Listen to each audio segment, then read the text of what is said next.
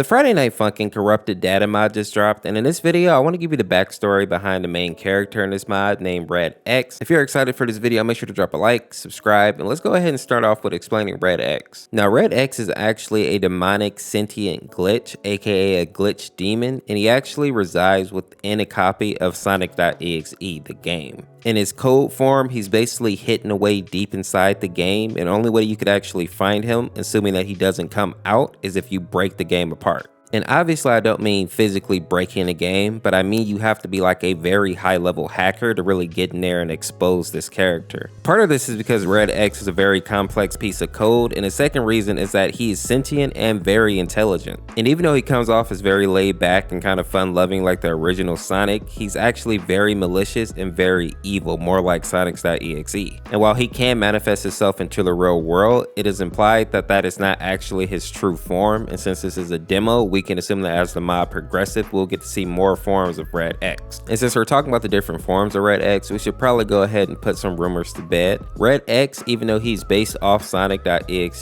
he is in no relation to Lord.EXE or Sonic.EXE actually. He is a character that was basically heavily influenced by those characters, but he is his own entity. Now with that being said, it is pretty obvious why people would assume that Red.EXE was somehow related to Lord.EXE. I mean, he literally has a giant X across his chest, and just like the original Lord.EXE, he even has the X's in his eyes. Another character that people have been connecting with Red.EXE is Boom Sonic, and this one isn't as crazy because Boom Sonic is based on the original Sonic, and so is Red.EXE technically. Red.EXE, just like Boom Sonic, even has the iconic little scarf around his neck, so that one isn't too far-fetched. But something that I find very funny was that a lot of people thought that Red.EXE's second form, which is called Crimson Rex, is actually Tails, and this is not true. Now for me, it was obvious that this couldn't be Tails because in the song we actually see Tails' decapitated head on the ground, meaning that there's really no way that Tails could be there in this elongated form fighting against Boyfriend. But if that wasn't enough evidence, the developers went ahead and put up a post making sure that people know that those two are not the same person. Now, a fun fact that I didn't know about Red.EXE is that even though he looks super tall, he's basically the same height as a regular Sonic, which is about 3 feet tall.